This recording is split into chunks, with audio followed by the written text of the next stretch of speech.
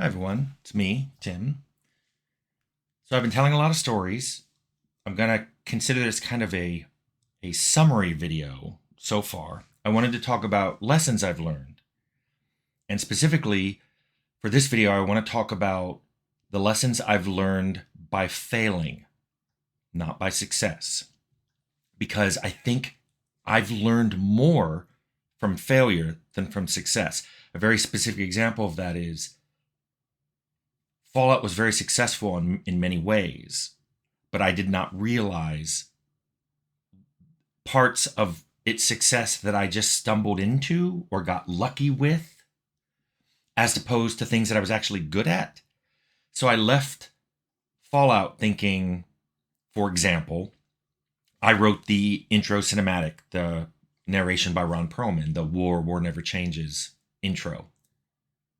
It turned out people really liked that and turned out to be really popular. It turned out to be enduring. So, a couple years later, maybe more like 3 years later, when I started making Temple of Elemental Evil, I thought, you know what? I'm a good writer. I'm going to write dialogue. No, I am not a good writer. Or, to be specific, there are some things I write well and some things I write poorly. Short, specific, directed text, like in an intro to a cinematic, like portions of manuals, because I wrote portions of a big chunk of the Arcanum manual, some of the Fallout lore that you found, like the FEV data about it being a Virion, that kind of stuff I write well. Dialogue, conversation, character, I do not write well. But I did not know that until I finished Temple. And it got panned for its characters. And I'm like, wait a minute, I thought I was a good writer. Am I not a good writer? It took me years to figure out that distinction between I'm not a good writer, but there are some things that I write well. Learning that nuance took years and took me way beyond the success of Fallout or even Arcanum. And it took the failure of Temple before I even started realizing that there was a nuance there. Another thing that failure taught me is that a team-wide acceptance of the vision of the game you're making is not easy to get and is not easy to maintain. Again, with Fallout, I didn't learn that lesson because even though it was the biggest team I'd worked on so far, we all just sort of gelled. Everybody who worked on it kind of understood the direction it was going. Before then, I had made games with very small teams. So either getting that vision was easy because when there's only 2 people and you split the work, your vision kind of dominates whatever the portion of the work you're doing. It wasn't until Arcanum where I thought we were all making the same game and there was some fracturing that happened. I'll do a video about that later. There were some really huge arguments that happened during the making of Arcanum with the same people I made Fallout with. So it took me a while. It took me years to figure out, to tease apart what was the difference, what happened. And the bottom line was, you may have an idea of what the game is, but it may not align with what everybody making the game's idea is. And getting that vision communicated to everybody and agreed upon by everybody is very hard. It's very hard. That I understood it by the time I did Outer Worlds, and so I was much better equipped to talk to designers and programmers and artists about what we were trying to do.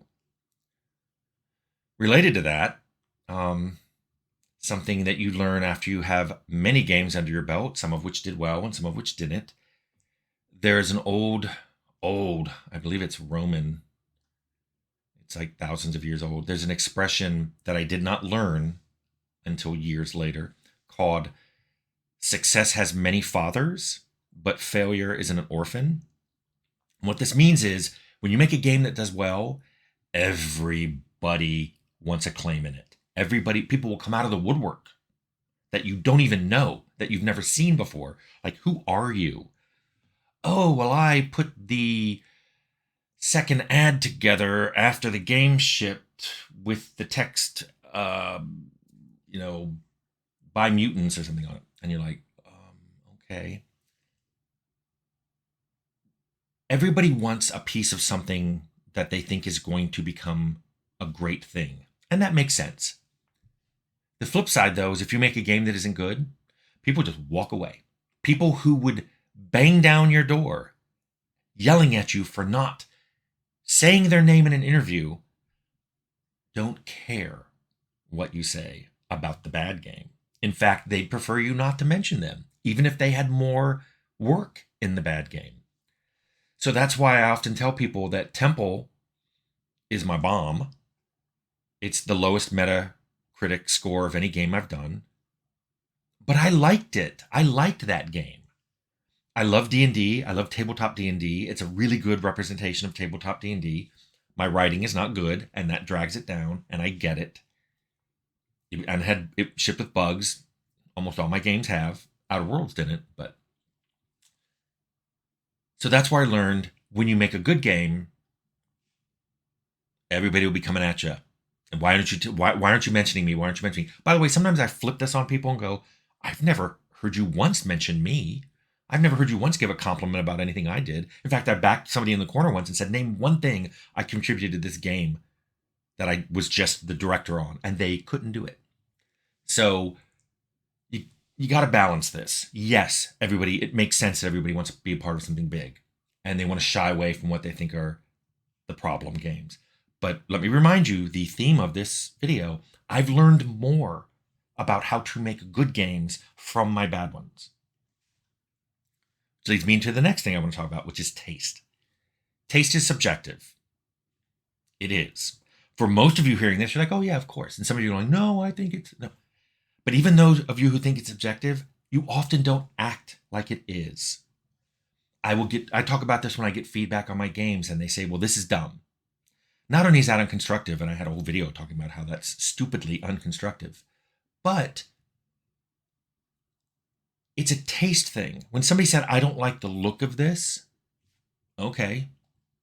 Lots of people do. And I mentioned once it's like walking to an ice cream parlor, a famous one that offers, 31 flavors or something, and saying, well, these are the only 3 good ones. Well, obviously you're wrong, or they wouldn't have the other 28. It's just the mind-numbingly large ego it takes for people to try to prove that their taste is objective just explodes my tiny brain. Especially if it's something where they're arguing about something which is a real thing you can point at, but some people just don't care about. An example I gave in a previous video is you could be playing a game that crashes a lot, but other than that, it's a really good game. It's got super cool mechanics. It looks cool. You're having so much fun playing it. But then someone will go, it's a bad game. It's an objectively bad game because it crashes a lot. And I've seen people go, I just save my game a lot. Doesn't bother me. When it crashes, I just reload and keep going. It's a super fun game. And they're like, no, it is objectively bad. Crashes, measured, code, bad. I think they miss the entire point of what good and bad even is, and that it is very subjective. And I even imagine that there's going to be comments from people going, no, that's not right. You're wrong. Taste is objective. Crashing is objectively bad. You're missing the point. You are completely missing the point. Crashing is bad. That doesn't mean the game is bad for everyone. Don't know any other way to say that. Related to that, I quickly learned from failure that you're only as good as your last game. So going into Arcanum, we were on that high of Fallout. And then after Arcanum, when we had publishers come, they're like, well, we're not really sure Arcanum was doing that well. So we did 2 immediate contracts, and we weren't exactly negotiating from a position of strength. After Temple went out, whoa, it got some bad reviews, and I just slunk in to Vampire and even told the other 2 co-owners, Leonard and Jason, look, I'm just going to do code and handle HR stuff because I didn't want to touch design for a while. And that's happened throughout my career, that I used to just think it was really idiotic LinkedIn recruiters that contacted me through LinkedIn that literally only looked at my last game and would go, "Oh, I have a great programming job for you. I have a great design job for you," and not realizing, I do both and I've done both for decades. Nope, they only looked at the last thing you did. People often do that just in general. So I'm only as good as whatever my last game was that I did. So if my last game wasn't good in their mind, see previous point about subjective taste being subjective, I must be on a decline, or I must be on an incline, or I must have lost it, or just a billion things. Which actually gets me into my next point, which is the right people on the team can make all the difference. I've worked on teams where there's different levels of ability and passion and buy-in on the team vision from different groups that are in the team. And you can kind of see it reflected in the end state of the game. When people really care, like, oh my God, they like took ownership of some part of the game, you can tell because that part of the game just feels really cool and really cared for in a way that's hard to put your finger on, but you're just like, I love this, whether it's dialogue, level layout, lighting, how characters walk and animate. Everybody has a different thing that they like, and that's reflected in the game. And because I make games with different teams, many of the games I make vary in different ways. Like some people said, well, I really like the mechanics in this one, but not a later one. I really like the animations in this one, but not the later one. How did it go backwards or whatever? And I'm like, it didn't. It just was made by different people who cared about different things. And again, because taste is subjective, they liked how that was. People thought this was a better way of doing things. And some people agreed with them. Which goes me to my next point, which is related to the previous one, is this took me a long time to learn. And I first noticed it at Interplay, and then it got reinforced every game company after that. I did not know this at my first company, Pegasus, that no matter what you do, literally no matter what you do, how you act, how good your work is, some people are going to like you and some people aren't. Often this has less to do with you than it does with them. Either there's some character or personality trait you have that they just hate and everybody who has that, or something you did set them off and they can never see past that point. See my video on nuance and how you view people. It's hard to tell why people do the things they do, which is why I try to avoid talking about why anyone does anything they do. I just talk about what they did. But I have learned that there are some people I'm never going to win over, and other people are going to love me no matter what I do. And they're at the endpoints of a continuum with a lot of people in the middle. And you just have to accept that you're not going to win some people over, and some people you're never going to lose. Which brings me to my last point of what failure taught me. And I will say right here, I didn't learn this lesson until Leonard Boyarsky crystallized it by telling me this phrase. He said, "Hey, Tim, everyone is the hero in their own stories."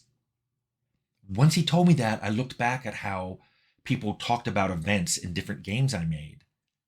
And yeah, that sometimes they talked up themselves, and I thought that's what was happening. They're like, well, the game was really good, and they want to make their contribution seem important. But then I realized that just when people talk about themselves, they're always the good guy. They're always the one who tried to do the right thing. They never flew off the handle. They never said a bad thing. They never intentionally tried to hurt anyone. Yet those things happened. And when Leonard told me that, I thought, oh, yeah, everybody does that. I do that.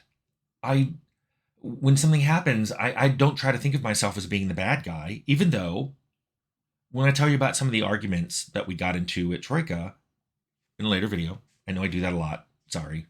I just can't talk about everything in one video. There were some I look back on and I'm like, I'm not proud of that. I think I might have even been on the wrong side of that. Or at the very minimum, I just didn't need to care about what we were arguing about as much as I did. I should have just let it go and go, you know what? Honestly, I don't really care. Let's just do what you want to do. I don't care. It's not the part of the game I'm throwing my passion into. I shouldn't say I don't care. There's never been a game I've made where I didn't care. Just I threw my passion into different places. So I try to combat that tendency. Now that I'm aware of it and I know that everybody wants to tell a story and make themselves the hero, I try to combat that in several ways. First of all, I've got all my notes. Been taking notes since Interplay. I don't have much notes from Pegasus. I have a lot of notes from graduate school that you wouldn't care about. But ever since Interplay, I've been taking a lot of notes on things.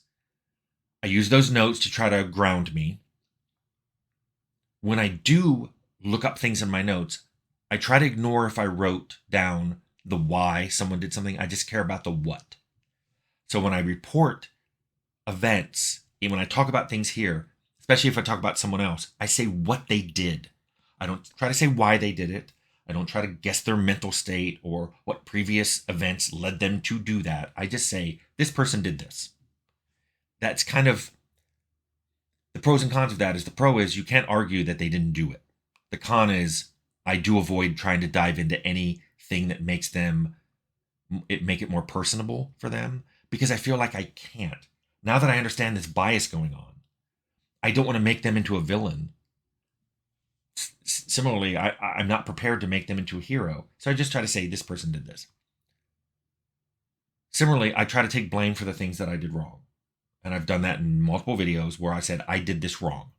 And I notice and get suspect when I'm talking to someone who never seems to have done anything wrong. They have this blameless career. Like they worked on a game, but all the bad stuff about that game, that wasn't them. So that's something I listen to that now, especially when people do interviews. I'm like, did this person ever do anything bad?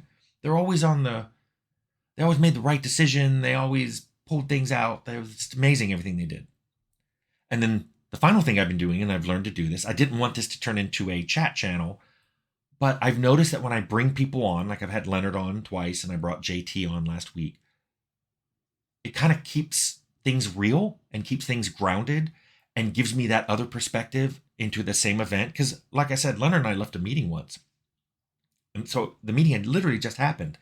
And we both had a different interpretation of what someone had meant when they said something. Like, I thought they were mad and throwing something out. And Leonard was like, no, I didn't get that at all. So having people on to talk about things, especially a long time ago, and Fallout was 28 years ago. Well, and it started development almost 30 years ago. So having other people on here to talk about that is really important, because I want that other perspective. Even if I don't agree with it, I'm glad to hear it, because I've come to realize, hey, even with notes, everything I'm saying may not be the perspective that most people had on those events.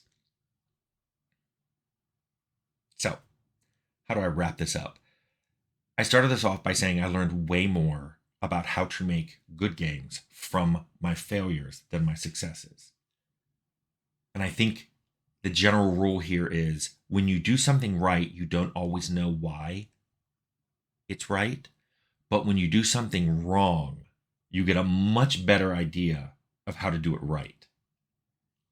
And I think that's true for a lot of things. For me, it was certainly true about making games, both design and code. So I hope some of those lessons are things you guys can learn a little easier than how I did.